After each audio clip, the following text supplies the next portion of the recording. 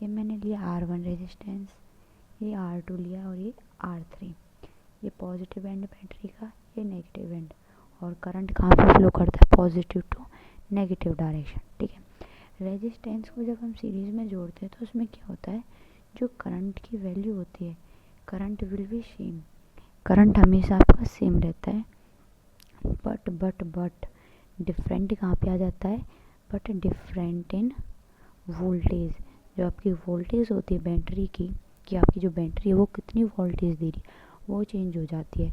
Resistance 1 से voltage 1 निकलेगी, इससे V2 और इससे V3। ठीक है, अच्छा आपने ओम्स लॉ पढ़ा है, ओम्स लॉ क्या होता है, ओम्स लॉ वो क्या होता है, V is equal I R होता है।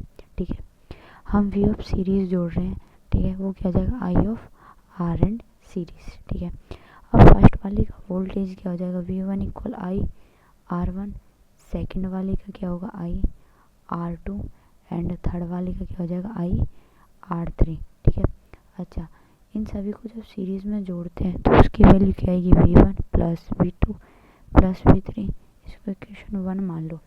अब ये जो सारी वैल्यू है इनको इस इक्वेशन में आप सब्स्टिट्यूट कर दो, तो इसकी वैल्यू क्या आ जाएगी, I R of series equal I R1 plus I R2 plus I R3।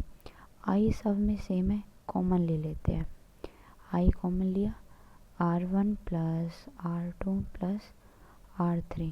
ठीक है, हमारे पास आई आर एस है, आई से आई कट गया, बिल्कुल सेम है, तो एस ऑफ रेजिस्टेंस क्या हो जाएगा, R1 plus R2 plus R3। मतलब क्या है कि जो रेजिस्टेंस हम सीरीज में जोड़ते हैं उसकी वैल्यू क्या आ जाएगी, R1 plus R2 plus R3। अब कमेंट में आप बताना कि रेजिस्टेंस को जब आप पैरेलल में जोड़ते हो तो उसकी वैल्यू क्या आएगी। ठीक है, थैंक यू, एंड कोई डाउट हो तो कमेंट में जल्द ज़रूर बताना।